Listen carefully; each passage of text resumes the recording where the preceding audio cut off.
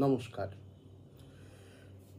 আমরা সকলেই জানি বর্তমানে উচ্চ মাধ্যমিকের সিলেবাসের বিভাজন দুটি ইয়ার মিলে অর্থাৎ একাদশ এবং দ্বাদশ শ্রেণীতে দুটি সেমিস্টার পঠন পাঠন হয় এবং তার পরীক্ষা হয় প্রত্যেকটি অধবর্ষ ভিত্তিক পরীক্ষায়, এবং ক্লাস 12 বা দ্বাদশ শ্রেণীতে বাকি দুটো সেমিস্টার তৃতীয় এবং চতুর্থ সেমিস্টারের পরীক্ষা হয়। আমরা আজকের এই প্ল্যাটফর্মে উপস্থিত হয়েছি মূলত একাদশ শ্রেণীর দ্বিতীয় সেমিস্টারের ইন্ট্রোডাকশন টু এথিক্স বলে একটা অংশ রয়েছে। এই ইন্ট্রোডাকশন টু এথিক্স যেটা সেমিস্টার 2তে হবে, সেই ইন্ট্রোডাকশন টু এথিক্সের থিওরিজ অফ এথিক্স বলে একটা পোর্শন রয়েছে। সেই থিওরিজ অফ এথিক্স পোর্শনের রয়েছে ইউটিলিটারিয়ানিজম, বেন্থাম, মিল এবং কান্টের ক্যাটেগরিক্যাল ইম্পারেটিভের আলোচনা। আমরা মূলত এই আজকের এই ভিডিওটিতে, এই প্ল্যাটফর্মটিতে কান্টের ক্যাটেগরিক্যাল ইম্পারেটিভ বিষয়েই আমাদের আলোচনাকে সীমাবদ্ধ রাখব। পরবর্তীতে আমরা হয়তো আর বাকি যে তত্ত্বগুলো রয়েছে পাশ্চাত্য নীতিবিদ্যার, তার কথা বলবার চেষ্টা করব। তাহলে এখন আমাদের জেনে নিতে হবে যে পাশ্চাত্য দর্শনের ইতিহাসে কান্টের ক্যাটেগরিক্যাল ইম্পারেটিভ, কান্ট বলতে ইমানুয়েল কান্ট, এই ইমানুয়েল কান্ট একজন জার্মান দার্শনিক। এই জার্মান দার্শনিকের শ্রুতকীর্তি দর্শন চর্চা সত্যি আজকের পৃথিবীকে এক অন্য মাত্রা প্রদান করে। কেননা কান্ট শুধুমাত্র নিজের কালের মধ্যেই সীমাবদ্ধ থাকেননি। তার নৈতিকতার চিন্তা, তার নৈতিকতার ধারাভাষ্য আজ কান্ট পরবর্তী 300 বছর অতিক্রান্ত পৃথিবীর বুকে সত্যি তার প্রাসঙ্গিকতাকে খুব জোরের সাথে দাবি রাখে বা জোরের সাথে দাবি জানায়। কান্টের যে মূল আলোচনা, কান্টের সময়কাল হচ্ছে 1724 থেকে 1804 খ্রিস্টাব্দ। কান্টের যে মূল আলোচনা, সেই মূল আলোচনার ক্ষেত্র কিন্তু মনে রাখতে হবে, তার দর্শনের স্তম্ভের মূল জায়গা কিন্তু এথিক্স বা নীতিবিদ্যা।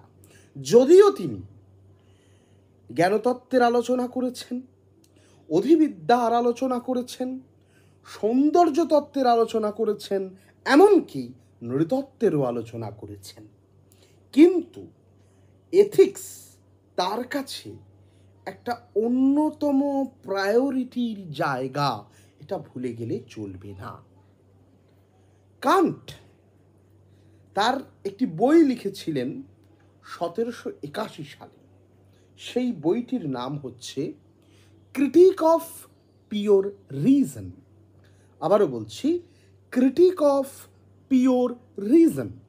এখানে ক্রিটিক মানে কিন্তু সমালোচনা নয়, ক্রিটিক মানে হচ্ছে বিচার, a critical examination of our reason. Reason মানে পিওর রিজন। ওই বইটির ক্ষেত্রে কান্টের কাছে রিজন কথাটার দুটো অর্থ রয়েছে, যেটা তিনি ওই ক্রিটিক অফ পিওর রিজনেই বলছেন। এই ক্রিটিকের স্পেলিংটা কিন্তু CRITIQUE, ঠিক আছে, এটা মাথায় রাখতে হবে। এখানে ক্রিটিক স্পেলিংটা কিন্তু CRITIQUE, অর্থাৎ critical examination of our reason. Reason means pure reason, বিশুদ্ধ প্রজ্ঞা। এখন এই যে কথাটা বললাম যে কান্ট তার critique of pure reason, critique বলতে বুঝিয়েছেন ক্রিটিক্যাল এক্সামিনেশন অফ পিওর রিজনের কথা। এখন এই ক্রিটিক্যাল এক্সামিনেশন অফ পিওর রিজনের অর্থ কি? আমি তার আগে একটা কথা বলি যে রিজন কথাটাকে কান্ট দুটো ভাগে ভাগ করছেন, reason in the wider sense, reason in the narrow sense.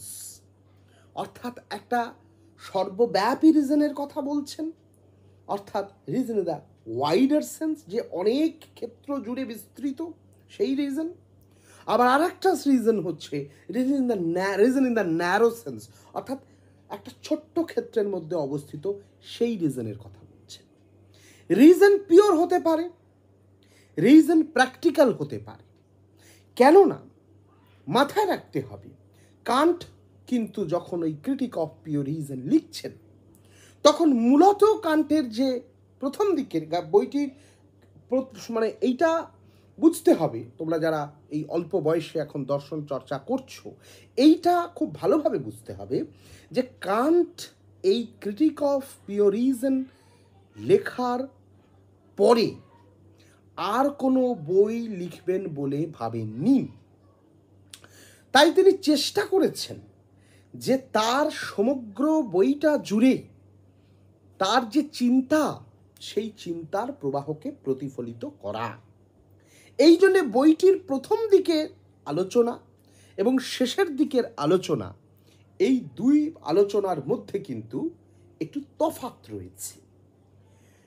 বইটির প্রথম দিকে কান্ট খোঁজার চেষ্টা করছেন যে কিভাবে আমি রিজনের সাহায্য নিয়ে একটা স্পেসিফিক সায়েন্টিফিক নলেজ অথবা মেটাফিজিক্স এজ এ সায়েন্স, অধিবিদ্যাকে কী করে বিজ্ঞানে পরিণত করা যায় তার কথা বলছেন।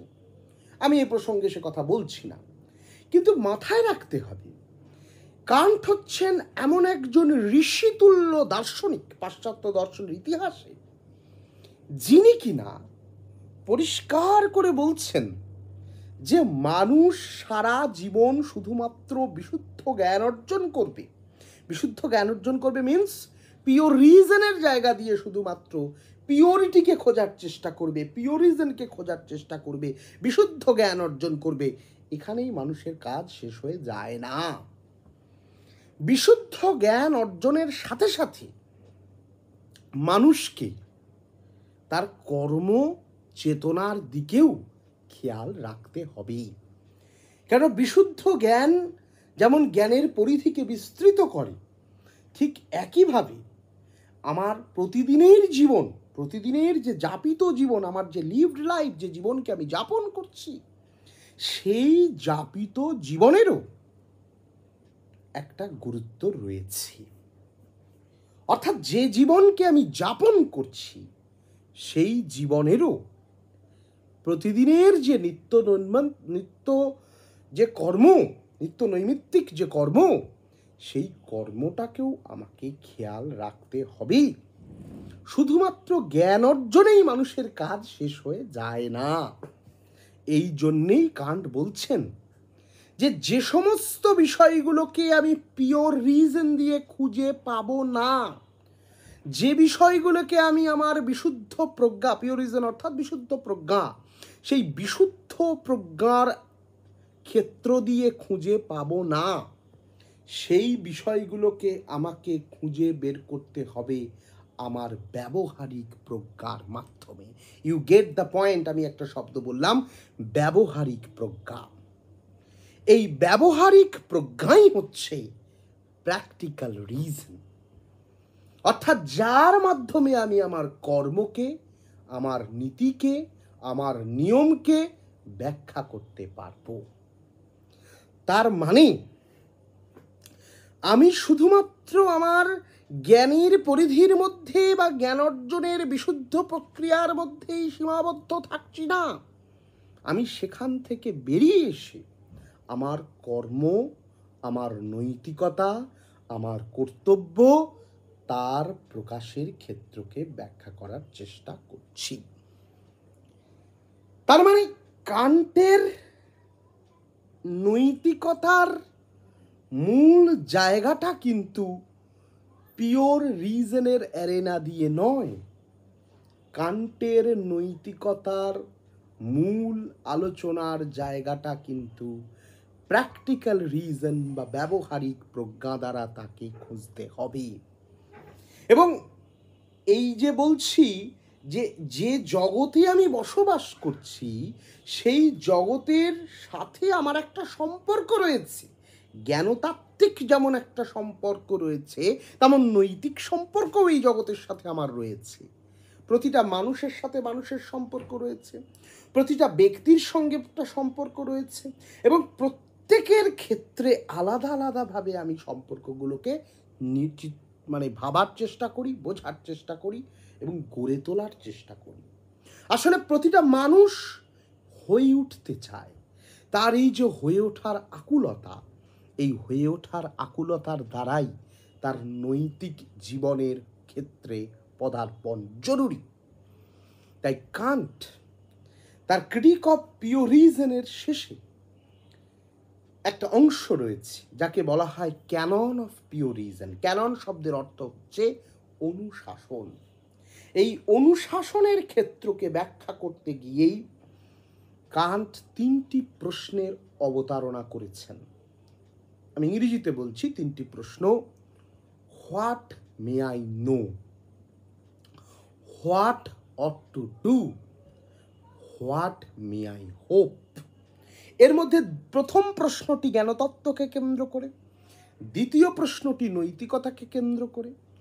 আমাদের এই দ্বিতীয় প্রশ্নের দিকেই ফোকাস করতে হবে। হোয়াট অট টু ডু, আমার কি করা উচিত।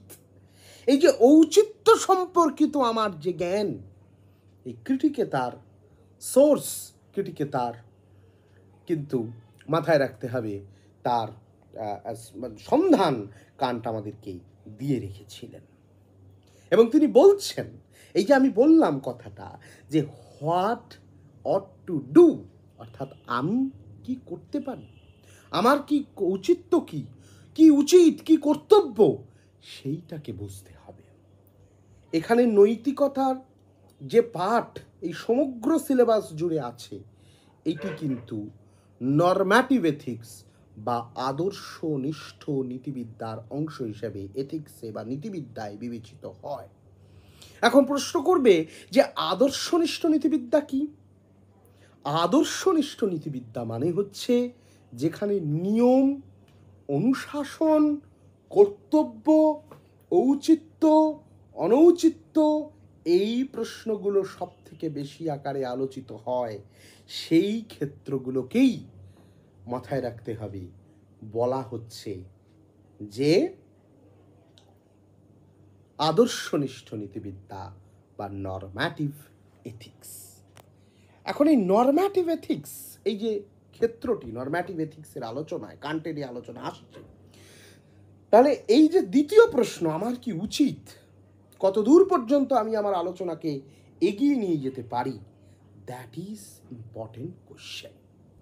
আমাদের এবার আমরা কান্টের যে ক্ষেত্র, যে ক্ষেত্রটির মধ্যে আমাদের প্রবেশ করতে হবে মূল নৈতিকতার আলোচনায়, যেখানে কান্ট নৈতিকতার মূল ক্ষেত্রটাকে আমাদের সামনে তুলে ধরেছেন, তার কথা ব্যাখ্যা করব। তাহলে কি দাঁড়ালো?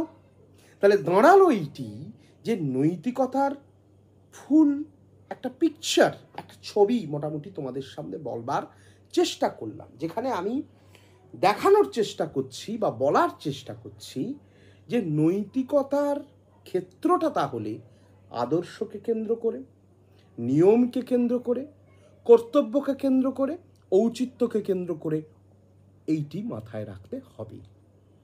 তাহলে এতগুলো ক্ষেত্র রয়েছে আমার নৈতিকতার ক্ষেত্রে।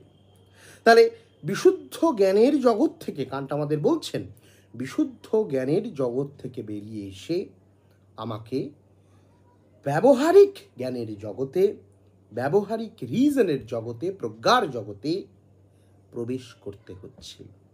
সেই প্রবেশ পথে কান্ট তিনটি ক্ষেত্রকে পস্টিউলেটস হিসেবে ধরে নিয়েছেন, যাকে নৈতিকতা বা মরালিটি, যাকে আমরা বলছি মরাল বা নৈতিক, এই মরালিটির পস্টিউলেটস হিসেবে কান্ট বিবেচনা করছেন।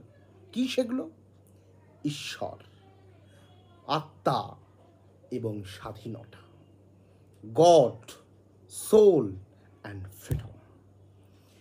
ফ্রিডম। এই তিনটি ক্ষেত্রকে কান্ট নৈতিকতার একেবারে ক্ষেত্র হিসাবে বা পস্টিউলেটস হিসাবে ধরে নিচ্ছেন, যেগুলোকে কান্ট বলছেন পূর্বত সিদ্ধ জ্ঞান বলে প্রমাণ করা যায়। চেষ্টা করবেন তিনি, শেষ পর্যন্ত আমরা দেখব সেটি প্রমাণ করা যায় কিনা। এখন কান্টের নৈতিকতার এই কান্টের নৈতিকতার প্রথম আলোচনা শুরু হচ্ছে গুডউইল বা শুভ ইচ্ছাকে দিয়ে। কান্টের কাছে যে কোনো কর্ম করবার ক্ষেত্রে প্রথমে আমাদের একটা ইচ্ছা থাকা প্রয়োজন। যে কোনো কিছুর প্রথমে, সবার শুরুতেই তো আমাদের একটা ইচ্ছা থাকা প্রয়োজন, ইচ্ছা বা প্রেরণা, কর্মের প্রতি প্রেরণা থাকা প্রয়োজন। সেই ইচ্ছাটা হচ্ছে ইম্পর্টেন্ট। কান্ট বলছেন সেটাকেই গুডউইল। এই ইচ্ছা থেকেই জন্ম নিচ্ছে আমার দায়িত্ববোধ, কর্তব্যবোধ। অর্থাৎ আমি যে কাজটি করব, আমি এখন যেখানে বলছি, পড়াচ্ছি, আলোচনা করছি, এই আলোচনাটার আগে আমার একটা ইচ্ছা থাকার প্রয়োজন ছিল। অর্থাৎ হ্যাঁ, আমি এটা করতে প্রবৃত্ত হব বা এই কাজটি আমি করব। তার ইচ্ছা থেকেই আসছে কর্তব্যবোধ। অর্থাৎ আমি এই কাজটি করব, আমার সেই কর্তব্যবোধ এলো। এবং সেই কর্তব্যবোধটা কীরকম হবে? কর্তব্যবোধটা হবে কর্তব্যের জন্যে কর্তব্যকৃত। অর্থাৎ আমি যে কাজটি করছি সেটি অন্য কোনো কিছুর ওপরে নির্ভরশীল হলে চলবে না। শুধুমাত্র কাজটির জন্যেই কাজটি করতে হবে, অর্থাৎ কর্তব্যের জন্যেই কর্তব্যকৃত। অর্থাৎ duty for the sake of duty. অর্থাৎ ডিউটি বা কর্তব্য শুধুমাত্র কর্তব্যের জন্য হবে, অন্য কোনো তাড়না থাকলে সেটাকে কর্তব্য বলা যাবে না। তাহলে সেটা স্বার্থ সিদ্ধির প্রসঙ্গ চলে আসবে। কোনো প্রেরণা থাকলে চলবে না, কেউ কিছু বলবে না। কর্তব্যটা শুধুমাত্র কর্তব্যের জন্যই করবো, হ্যাঁ এটা আমার দায়িত্ব, আমি করছি। এখন প্রশ্ন হচ্ছে কর্তব্যটা কিভাবে করব? কর্তব্যটা নিশ্চয়ই কর্তব্যের ক্ষেত্রে একটা নিয়ম মেনে কর্তব্য করবার প্রসঙ্গ উঠবে। অর্থাৎ কর্তব্যটা আমি করব একটি নিয়ম মেনে। অর্থাৎ একটা নিয়ম থাকবে, একটা কিছু ল, যে ল অনুসারে আমি নিয়ম করব। বোঝা গেল? সেই নিয়মটার বহির্ভূত আমি হতে পারবো না, আমাকে নিয়মটা মানতে হবে। ইন এভরি সিচুয়েশন আমাকে সেই নিয়মটা মেনে যেতে হবে। কোনো সিচুয়েশন এলো, আমি নিয়মটাকে ফ্লেক্সিবল করে নিলাম নিজের মতো করে, হবে না। নিয়মটাকে নিয়মের মতো করেই মানতে হবে, উইদাউট এনি এক্সপেকটেশন। আশা, চাওয়া, কামনা এগুলো থাকলে নিয়ম হবে না। বোঝা গেল? নিয়ম অনুসারে নিয়ম করতে হবে। এখন নিয়ম তো রয়েছে, শুধু নিয়ম থাকলেও হবে না। আমার কাছে অজস্র নিয়ম থাকে, আমি দেখি আমার আশেপাশে চারিদিকে প্রচুর নিয়ম আছে। কজন মানুষ নিয়ম অনুসারে করে? হ্যাঁ, এটা তো নিয়ম করা উচিত। শুধু নিয়ম থাকলেই হবে না, নিয়মের প্রতি শ্রদ্ধা থাকতে হবে। অর্থাৎ ভক্তি বা শ্রদ্ধা না থাকলে কর্তব্য হবে না, নিয়মের প্রতি শ্রদ্ধা থাকতে হবে। কান্টের ভাষায় রেভারেন্স ফর দ্য ল, নিয়মের প্রতি শ্রদ্ধা থাকতে হবে। এই শ্রদ্ধা যদি না থাকে তাহলে নিয়ম তৈরি করে লাভ নেই। আমি আজকেই নিয়ম তৈরি করব, আবার খানিক পরেই সেই নিয়ম ভেঙে দেব, এইরকম নিয়মের কথা কান্ট কিন্তু বলবেন না। তাহলে নিয়মের প্রতি শ্রদ্ধা থাকতে হবে। তাহলে কি কি হলো? প্রথমে একটা সদিচ্ছা থাকতে হবে, গুডউইল। তারপরে সেখান থেকে আসতে হবে কর্তব্য করার প্রেরণায়, সেই ইচ্ছা থেকে কর্তব্য আসছে ডিউটি, ডিউটির পরে আসছে ডিউটিটা কি অনুসারে ডিউটি করব, কি অনুসারে কর্তব্য করব। কান্ট বলবেন নিয়ম অনুসারে ডিউটি করতে হবে। নিয়ম হলো, শুধু নিয়ম থাকলে চলবে না, নিয়মের প্রতি শ্রদ্ধাকে থাকতে হবে। যদি নিয়মের প্রতি শ্রদ্ধা না থাকে তাহলে নিয়ম ওই শুধু একটা ওই স্ট্রাকচারের মধ্যেই থেকে যাবে, স্ট্রাকচারের বাইরে বেরোনো যাবে না। কিন্তু আমাদের উদ্দেশ্য হলো ওই স্ট্রাকচারের বাইরে গিয়ে নিয়মকে পালন করা। হঠাৎ করে একটা আউট অফ স্ট্রাকচার চলে গিয়ে হবে না, ঠিক আছে? এখন প্রশ্ন হচ্ছে যে নিয়মের প্রতি শ্রদ্ধা, নিয়মটা কে তৈরি করবে? কোনো একটা ইনস্টিটিউশন তৈরি করবে, নাকি রাষ্ট্র নিয়ম তৈরি করবে, নাকি সমাজ নিয়ম তৈরি করবে, নাকি পৃথিবীর সমস্ত মানুষ একই নিয়মে চলবে এমন একটা নিয়ম তৈরি হবে? কান্ট বলছেন, এখানেই কান্টকে আমি আমাদের প্রতিষ্ঠা করার আরো আজকের পৃথিবীতে প্রয়োজন, চিরকালই ছিল, আজ আরো বেশি করে আছে। নিয়মটা বাইরে থেকে কেউ তৈরি করে দেবে না। No one can impose the laws, ঠিক আছে? বাইরে থেকে কেউ সেই নিয়মটাকে তৈরি করে দেবে না। বাইরে থেকে বা রাষ্ট্র, দেশ, শাসন কেউ তৈরি করে দেবে না। নিয়মটাকে তৈরি করবে ব্যক্তি স্বয়ং। বোঝা গেল? নিয়মটাকে তৈরি করবে ব্যক্তি স্বয়ং, অর্থাৎ তুমি তোমার নিয়মকে তৈরি করো। কর্তব্য করার জন্যে কর্তব্যের নিয়মটাকে তুমি তৈরি করো। You can formulate your laws. বাইরে থেকে তৈরি হবে না, বাইরে থেকে নিয়ম তৈরি হয় না। ব্যক্তি নিজে সেই নিয়মকে তৈরি করবে। ব্যক্তি কোনো রকম কোনো পক্ষপাতদুষ্ট হয়ে সেই নিয়ম তৈরি হবে না। ব্যক্তি নিজেই নিজের নিয়মকে তৈরি করবে। এক্ষেত্রে যখন ব্যক্তি নিজের মধ্যে সেই নিয়মটাকে তৈরি করে তখন কান্টীয় পরিভাষায় তাকে বলা হয় ম্যাক্সিম, MAXIM, ম্যাক্সিম, ঠিক আছে? কান্টীয় পরিভাষায় তাকে বলছি। ম্যাক্সিম মানে হচ্ছে, কান্টের ডেফিনেশনটা বলছি, তারপরে তার ব্যাখ্যা করছি। এ Maxim is the subjective principle of volition. A maxim is the subjective principle of volition and objective principle. এটা তাহলে প্রিন্সিপল দুটো, একটা হচ্ছে সাবজেক্টিভ প্রিন্সিপাল এবং একটি হচ্ছে অবজেক্টিভ প্রিন্সিপাল। সাবজেক্টিভ প্রিন্সিপাল ব্যক্তি তৈরি করছে, আমি তৈরি করছি। আমি ভাবছি যে আমি কখনো কাউকে প্রতিশ্রুতি দেব যে আমি এই কাজটি করব, আমি সেই প্রতিশ্রুতি দিয়ে সেই প্রতিশ্রুতি ভঙ্গ করব না। বোঝা গেল?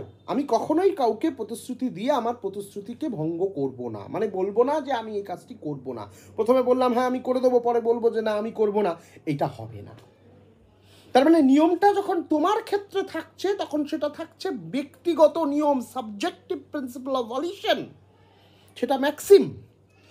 আর এই ম্যাক্সিমটা যখন সবার জন্য অ্যাপ্লিকেবল হচ্ছে, জগতের সমস্ত মানুষের কাছে অ্যাপ্লিকেবল হচ্ছে, তখন সেটা হয়ে যাচ্ছে ব্যবহারিক নিয়ম বা প্র্যাকটিক্যাল ল।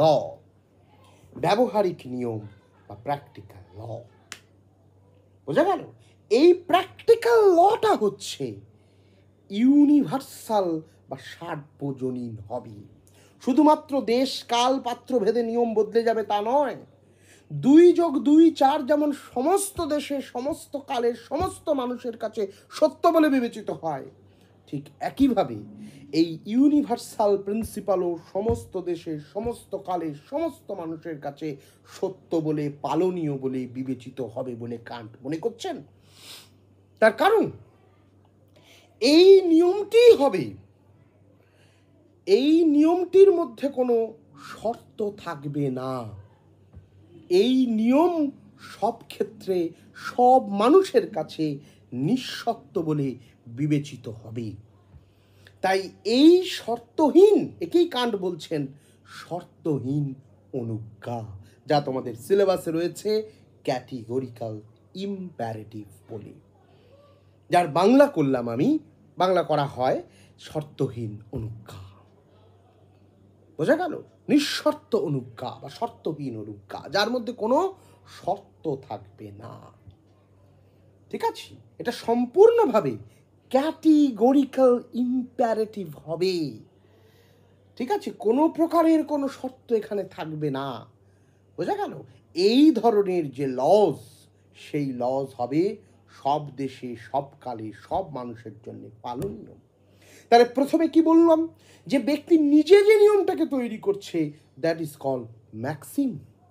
এটা সাবজেক্টিভ প্রিন্সিপাল অফ ভলিউশন, অর্থাৎ ব্যক্তি নিজেই নিয়মটাকে তৈরি করছে। আর একটা নিয়ম আছে অবজেক্টিভ প্রিন্সিপাল, মানে প্রিন্সিপাল দুটো, নিয়ম দুটো, সাবজেক্টিভ প্রিন্সিপাল, অবজেক্টিভ প্রিন্সিপাল।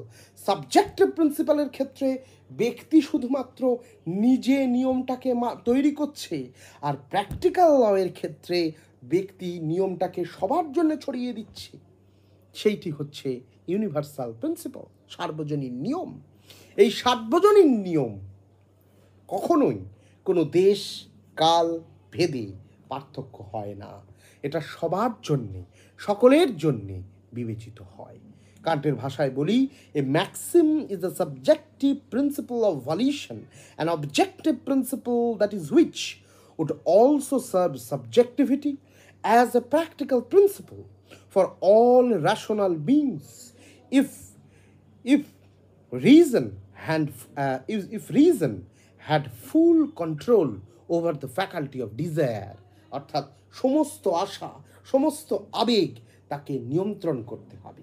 এখানে কোনো রকম কোনো আশা, চাওয়া পাওয়া, কর্তব্য এগুলো থাকলে চলবে না।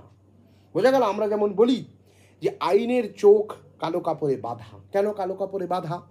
তার কারণ আইন বা বিচারক যে কার্যটি বা যে কর্মটিকে সম্পাদন করছেন, সেই কর্মটি সমস্ত দেশের সমস্ত মানুষের কাছে সমানভাবে বিবেচিত হবে। আমরা বিচার ব্যবস্থার প্রতি আস্থা রাখি, আমরা বলি যে এই নিয়মটি সবার ক্ষেত্রে সমানভাবে পালন হবে আমাদের বিশ্বাস থেকে।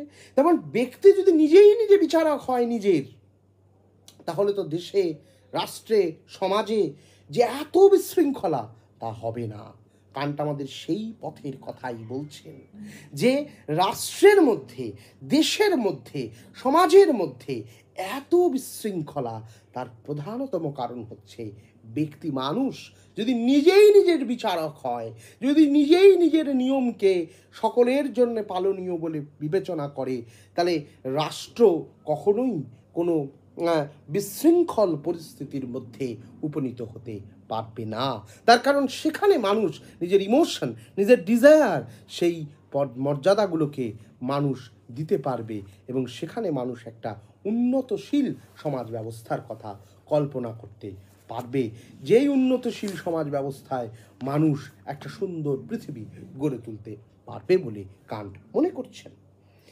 তাহলে যে নিয়মের কথা আমরা বললাম, তাহলে মানুষ নিজেই নিজের বিচারক হবে, এবং সেখান থেকে সে একেবারে কোনো আবেগ, তার নিজের প্রতি নিজের যে আবেগ সেটাকে কন্ট্রোল করবে, এবং তার মাধ্যমে সে নিয়ম তৈরি করবে। কান্টের কাছে এই ক্যাটিগরিক্যাল ইম্প্যারেটিভ বা নিঃশর্ত অনুজ্ঞার তিনটি ক্ষেত্র রয়েছে, এবং সে বলছে যে এই যে বিধান বা এই যে অনুজ্ঞা যার কথা বলছি, শর্তহীন অনুজ্ঞা, সেই শর্তহীন অনুজ্ঞায় কান্ট তিনটি ক্ষেত্রের কথা বলেছেন। প্রথমটি হচ্ছে act as if the maxim of your action were to secure through your will a universal law of nature. অথবা অ্যাক্ট অনলি, এই একই কথাকে অন্যভাবেও ব্যাখ্যা করা যায়। আসলে কান্ট যে বইটি লিখেছেন, যেখানে এই কথাগুলি পাওয়া যায়, সেটা বলা হলো না। 1785 সালে 1785-এ যে বইটি কান্ট লিখলেন, ground work of metaphysic of morals, সেখানে সেটি তো মূলত জার্মান ভাষায় লেখা, তাই বিভিন্ন ট্রান্সলেটর বিভিন্নভাবে এর ট্রান্সলেশন করেছেন। আমরা যে ট্রান্সলেশনটা দেখে ফলো করছি বা যার কথা বলে পড়ছি, তিনি হচ্ছেন প্যাটনের ট্রান্সলেশনটা আমরা দেখছি, সেই ট্রান্সলেশন থেকে এই কথাটা বলছি। তো সেই ground work of metaphysic of morals বা মরাল ল যে বিখ্যাত বই কান্টের 1785 সালে লিখছেন, সেই বইতে বিভিন্নজন ট্রান্সলেশন করেছেন। প্যাটনের আর একরকম ট্রান্সলেশন আছে যে act only according to that maxim whereby you can at the same time will that it should be become a universal law. অর্থাৎ বাংলা করলে দাঁড়াবে, আমাকে এমন নীতি বা নিয়ম অনুসারে কাজ করতে হবে যেটিকে আমি শুধুমাত্র নিজের মধ্যে সীমাবদ্ধ নিয়ম নয়, যেটিকে আমি সমস্ত মানুষের কাছে সার্বজনীন নীতিরূপে প্রয়োগ করতে পারি। অর্থাৎ নীতিটি বা নিয়মটি শুধু আমার নিজের মধ্যে সীমাবদ্ধ থাকলে চলবে না, যে ম্যাক্সিমে থাকলে চলবে না, যেটা কথা বলছিলাম আগে। আমাদের সেটিকে প্র্যাকটিক্যাল লতে পরিণত করতে হবে, অর্থাৎ যেটি সবার কাছে পালনীয় বলে বিবেচিত। তাহলে যে কথা বলছিলাম যে আমাদের এমনভাবে কাজ করতে হবে, কর্ম করতে হবে, যেখানে কোনো রকম কোনো প্রত্যাশার বিন্দুমাত্র ছিটে ফোঁটা থাকবে না।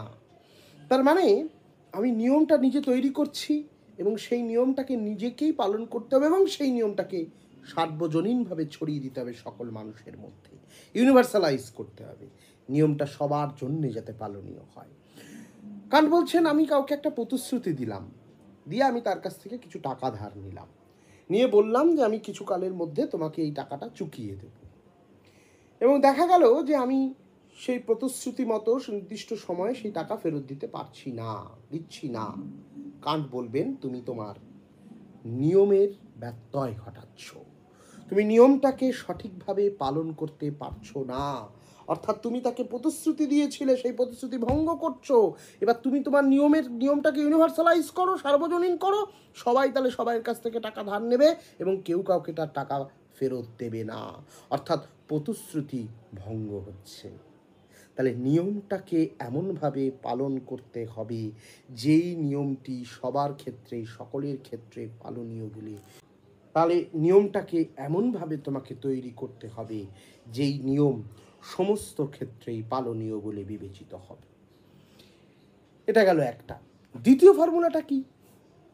কান্ট বলছেন act so that humanity whether in your own person or that of another, always as an end and never as a means only. অর্থাৎ এমন নীতি বা নিয়ম অনুসারে কাজ করা উচিত যাতে মানবতাকে নিজের মধ্যে হোক বা অন্য কারোর মধ্যে হোক, সব সময় এটিকে লক্ষ্য হিসাবে, এন্ড হিসাবে দেখতে হবে, কখনোই মাধ্যম বা মিনস হিসাবে নয়। প্রতিটা মানুষ অ্যাজ এ হিউম্যানিটি, মানবতার ক্ষেত্রে কোনো মানুষই তোমার উপায় হিসেবে ব্যবহার হবে না। প্রত্যেকটা মানুষকে লক্ষ্য হিসাবে দেখতে হবে, মানবতার শ্রেষ্ঠ ক্ষেত্র হিসাবে দেখতে হবে। অর্থাৎ এই মানুষটি হচ্ছে আমার উপায় নয়, এই মানুষটি আমার লক্ষ্য, এই মানুষটি আমার লক্ষ্য, কারণ আমি মানবতার কথা বলছি। তাই এই ইউনিভার্সাল প্রিন্সিপাল বা সার্বজনীন নিয়ম বা ক্যাটেগরিক্যাল ইম্পারেটিভের ক্ষেত্রে কেউই আমার উপায় হিসেবে ব্যবহার হবে না। প্রতিটা মানুষ সমাজের যে কোনো ক্ষেত্রে, তার মানে প্রত্যেকটা মানুষকে মর্যাদা দিতে হবে। That is important. তাহলে প্রতিটা মানুষেরই মর্যাদা রয়েছে, এইটাকে মাথায় রাখতে হবে। এই মর্যাদাকে, প্রতিটা মানুষের মর্যাদাকে খোঁজ করতে হবে, কেন মর্যাদাবোধই হচ্ছে মানুষের চরমতম মানবতার প্রকাশ। যদি আমি ভাবি আমি বিরাট একটা জায়গায় বিলং করি, আমি এই মানুষটিকে কোনোভাবেই মর্যাদা দেব না, কেন আমি মর্যাদা দেব? তাহলে সেই মানুষটি আসলে নিজের মানবতার ক্ষেত্র থেকে অনেকাংশেই ডাউনসাইজেশন হলো, পুড়ে গেল। তৃতীয় ফর্মুলা হচ্ছে act as if you were through never maxims a law making member of kingdom of ends. এমন নীতি অনুসারে কাজ করতে হবে যাতে তোমার ব্যক্তিগত নিয়মের সাহায্যে তুমি সর্বদা লক্ষ্যের রাজ্যে বা কিংডম অফ এন্ডস একজন নিয়ম প্রণেতা হিসাবে নিজেকে কাজ করতে পারো, নিজে সেই জায়গায় পৌঁছতে পারো। অর্থাৎ আমি যে বললাম, শুরুতেই বলেছিলাম যে কোন নিয়ম অনুসারে কাজ করব, নিয়মটা কে ঠিক করবে? আমি ঠিক করব, এবং আমি এমন একজন নিয়ম প্রণেতা হব যা আমার কিংডম অফ এন্ডস বা লক্ষ্যের রাজ্যে আমি সেরা হব, আমার এন্ডস বা শেষের পর্বে আমি একটা চিরতরে একটা মানবতার দৃষ্টান্ত ছেড়ে যাব। আমরা বলি এই মানুষটি কত কাজ করেছে মানুষের জন্যে, এই মানুষটি কত কিছু করেছে। আসলে এই মানুষটি দৃষ্টান্ত স্থাপন করে গেছে, নিয়ম তৈরি করে গেছে। কিন্তু মনে রাখতে হবে কান্টের ভাষায় এটাও বিশ্লেষণযোগ্য যে সেই মানুষটি কোনো প্রকার তাড়িত হয়ে সেই কাজটি করেনি তো। তার মানে কোনো প্রকারের আশা প্রত্যাশা ছিটেফোঁটা থাকলে তাকে কান্ট এই নিঃশর্ত অনুজ্ঞার জায়গা দেবে না। তাহলে 3টি নিয়মের কথা আমরা বললাম, এবং এই যে লাস্ট নিয়মটি সেটি আমাকে চরম শুভ বা ভালোর দিকে পৌঁছে দেবে। এখান থেকেই কান্ট চলে যাবেন তার পরবর্তী যাত্রা, জাস্ট বলে রাখছি, সেটা হচ্ছে রিজন বেসড রিলিজিয়ান, প্রজ্ঞাযুক্ত ধর্ম, যেখানে ব্যক্তি ঈশ্বরের কনসেপ্ট দিয়ে কান্ট আলোচনা করবে। পরবর্তীকালে বিবেকানন্দের মধ্যেও আমরা এই অনেক তথ্য পাই, বিবেকানন্দ এই কম্পারেটিভ অনেক আলোচনা করেছেন, এই জায়গার উপরে আমরা পাই যে তিনিও সেই ব্যক্তি ঈশ্বরের কথা বলছেন, যাই হোক সেটা অন্য প্রসঙ্গ। কিন্তু এটুকু বলে রাখি, এই ক্যাটেগরিক্যাল ইম্পারেটিভ প্রতিষ্ঠা করতে গিয়ে কান্ট আমাদের কাছে পরিষ্কারভাবে দ্ব্যর্থহীন ভাষায় ব্যক্ত করেছেন যে কোনো মানুষকেই উপায় হিসেবে ব্যবহার করা যাবে না, কোনো মানুষই তোমার উপায় হতে পারে না, সবাই তোমার লক্ষ্য, এবং এমন নীতি অনুসারে কাজ করতে হবে যেই কাজটি সকলের ক্ষেত্রে সবার ক্ষেত্রে পালনীয় বলে বিবেচিত হয়। এই হচ্ছে কান্টের মোটামুটিভাবে একটা স্ট্রাকচার দেওয়ার চেষ্টা করলাম ক্যাটেগরিক্যাল ইম্পারেটিভ বা নিঃশর্ত অনুজ্ঞার একটা ছোট্ট গল্প বলে আমার আলোচনা শেষ করব। একজন মানুষ, সেই মানুষটি বিরাট একটা পদে সারা জীবন কাজ করেছে, সারা জীবন সেই মানুষটি কি বলে মানুষ সেলিউট করেছে, মানুষ তাকে, সে সবসময় মানুষের কাছে শ্রদ্ধা, মানুষ মানে তাকে দেখে ভয় পেয়েছে, সে মনে করতে এই প্রতিটা মানুষ আমাকে দেখে চিরকাল ভয় পায়, আমাকে দেখে সমীহ করে।